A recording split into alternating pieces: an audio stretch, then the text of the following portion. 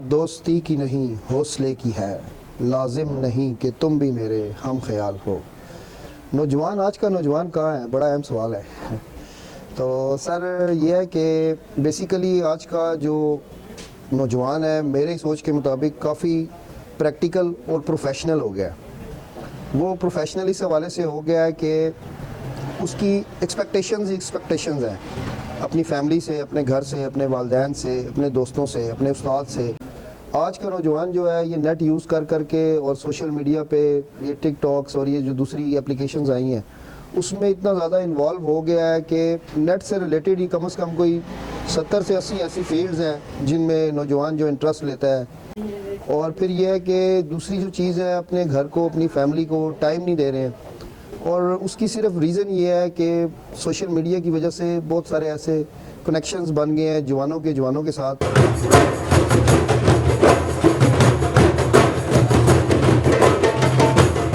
Secondly جو activities ہیں youth کی، یہ اب کافی چینج ہو گئی ہیں کہ most of the young people they سٹ بیفور اے کمپیوٹر، اور اپنا ٹائم گراؤنڈ میں پاس کرنے کے اسپینڈ کرنے کے بجائے یہ زیادہ ٹائم اپنا کمپیوٹر کے اوپر اسپینڈ کرتے ہیں، جس کی وجہ سے یہ ہوتا ہے کہ ان کی ایک تو ہیلتھ بہت زیادہ ڈیمیج ہو جاتی ہے، پھر اس کے بعد ان کا باقی ایشوز آ جاتے ہیں کہ ان کے اندر وہ والی ایکٹیونیس کا لیول نہیں رہتا ہے۔ تو اس چیز کو اوور کم کرنا چاہیے جی، یوتھ کو خاص طور پہ ایجوکیٹ کرنا چاہیے کہ آپ نے اپنے انوائرمنٹ کے اوپر بہت زیادہ توجہ دینی ہے۔ یوتھ کے ساتھ بڑوں کو بھی اس چیز کے اوپر سوچنا چاہیے اور ایسے پروجیکٹس آنے چاہیے کہ جس سے انوائرمنٹ کے اوپر پازیٹیو امپیکٹ پڑے۔ اگر اسی طرح چلتا رہا تو آپ کا تو ٹیمپریچر کچھ عرصے میں اتنا ہوگا کہ آپ مطلب ہم سب کے لیے برداشت کرنا مشکل ہو جائے گا۔ یہ جو آپ کا گاربیج ہوگا ہے، اس سے آپ الیکٹریسٹی پروڈیوس کریں اور دوسرے پروجیکٹ شروع کریں، اس سے یہ ہے کہ آپ کے انوائرمنٹ کے اوپر ایک پازیٹیو امپیکٹ آ جائے گا کہ آپ کی چیزیں ویسٹ ہونا ختم ہو جائے۔ میں یہ سمجھتا ہوں کہ ہم سب کو رسپانسبلٹی اب شو کرنی پڑے گی اپنی، اور اس کے اوپر کام کرنا پڑے گا، ادروائز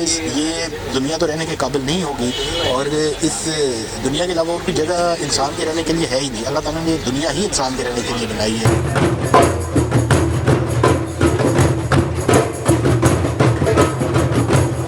نشے نے اپنے نوجوان کو، ہمارے ملک کے نوجوان کو بہت دھکیلا ہے اس طرف جو تنہائی کا اور بربادی کا راستہ ہے۔ میرا سوچنا یہ ہے کہ بیسیکلی ہیلدی ایکٹیویٹیز جو پہلے جوانوں میں ہوتی تھی، ہر جوان کا کوئی نہ کوئی شوق ہوتا تھا، کوئی ہاکی کا پلیئر ہوتا تھا، کوئی کرکٹ کا پلیئر ہوتا تھا۔ ابھی آپ گراؤنڈز دیکھ لیں، تمام گراؤنڈز خالی پڑے ہوتے ہیں سوائے چھوٹے بچوں کو، وہ بھی جن کو اسکول لیول پہ کوئی ٹرپس وغیرہ یا کوئی ٹیمز وغیرہ بنی ہیں اس میں ان کا پارٹیسپیشن ہے۔ باقی یونیورسٹی لیول پہ اگر آپ دیکھیں، نوجوانوں کا boy friend girl friend culture بہت زیادہ اجاگر ہو گیا ہے۔ قائد اعظم یونیورسٹی چلے جائیں اور دوسری نمل اردو یونیورسٹی، اور ان میں جہاں پہ کو ایجوکیشن ہے ان کو آپ دیکھ لیں، وہاں پہ جسٹ بچے اس طرح پڑھنے کے لیے آتے ہیں جیسے کوئی ماڈلنگ وغیرہ کرنے کے لیے کسی فیشن شو میں آ رہے ہیں۔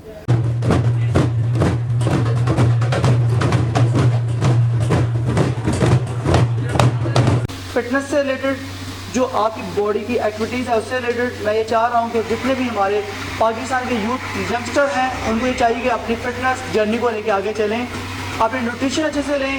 پلیز بھی ہمبل ریکویسٹ ہے، گھروں میں لیٹے رہنے سے کچھ نہیں ہوگا، اپنی لائف میں ورک آؤٹ، باڈی فٹنس، صبح اٹھ کے واک کرنا، صبح اٹھ کے ہائکنگ جانا، اور ویک میں 1 ٹائم آپ سوئمنگ کریں تاکہ آپ کی باڈی میں اچھے سے اچھے ایکٹیویٹیز ہو سکے۔ اور کھانے پینے سے وہ چیز کھانے پینے سے نہیں کریں جو آپ کی باڈی سے ریلیٹڈ آپ کو فائدہ دے، نہ کہ آپ کو نقصان دے۔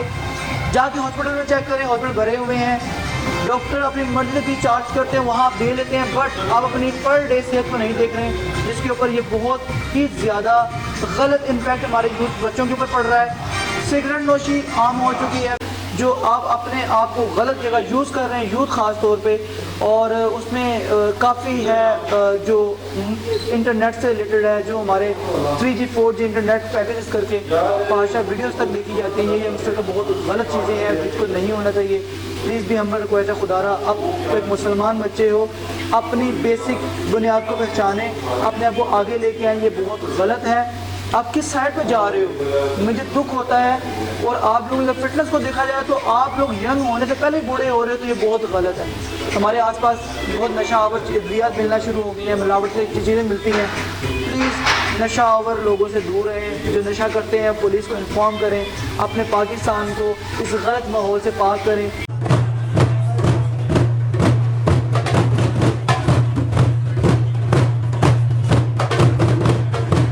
माशाल्लाह जी, अल्लाह ताला ये अच्छी सोच हर इंसान को दे ताकि वो अपने माशरे के लिए सोच सके कि इस माशरे में हमने रहना है। जिस वक्त मैं अपनी यूथ की तरफ देखता हूँ तो मुझे यूथ का कोई किरदार, किसी किस्म का भी कोई किरदार नज़र नहीं आता।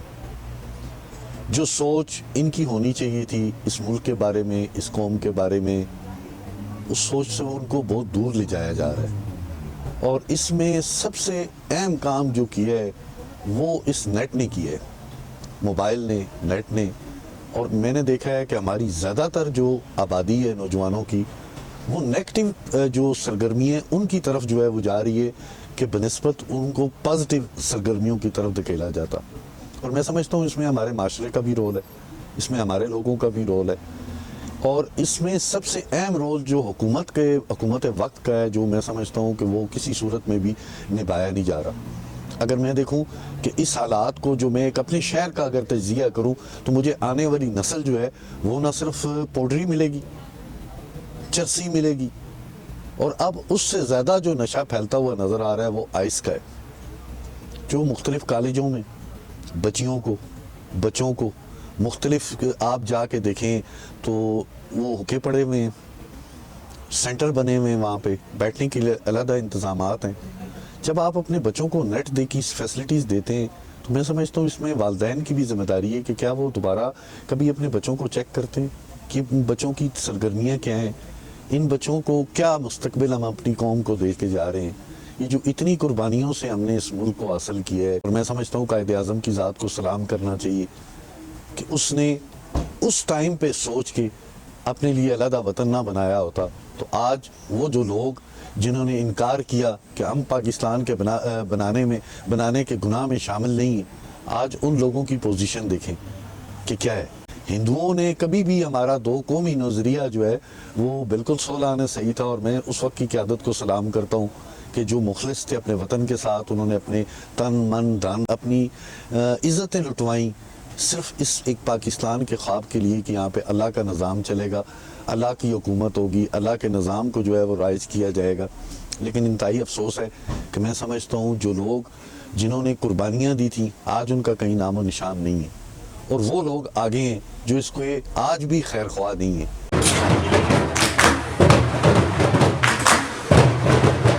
आजकल आपके सामने सोशल मीडिया का दौर है, हर चीज़ सिंगल क्लिप के ऊपर अवेलेबल है।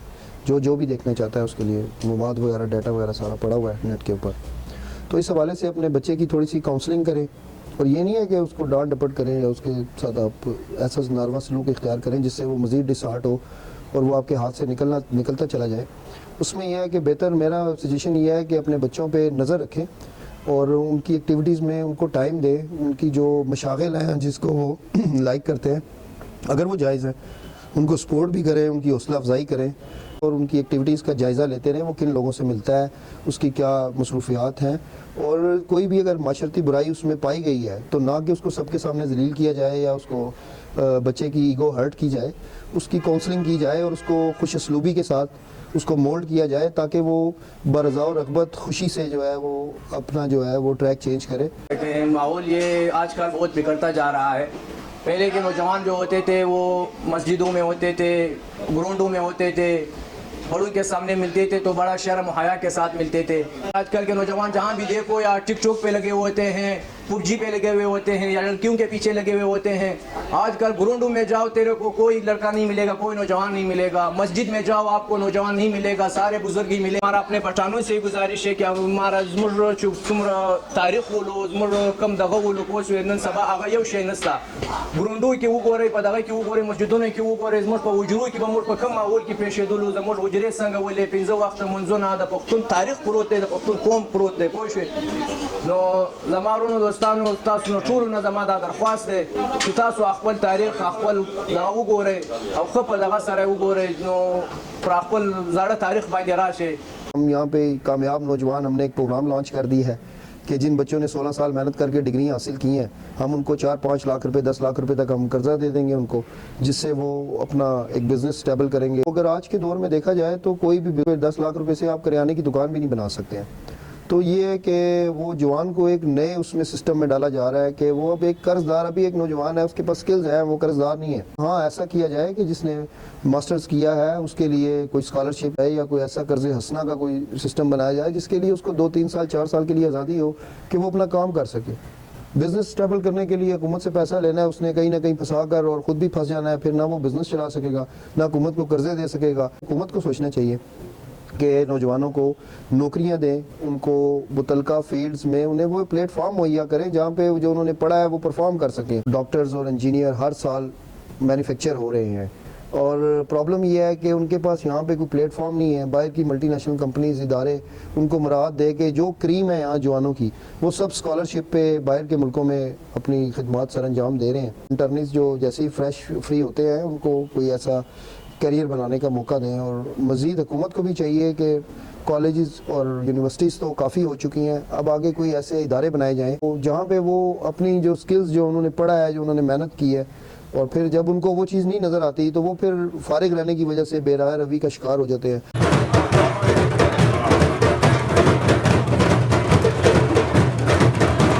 پاکستان کے اندر اتنا کچھ تھوڑا بہت ہے کہ لوگ مر کے اپنا گزارا کر رہے ہیں.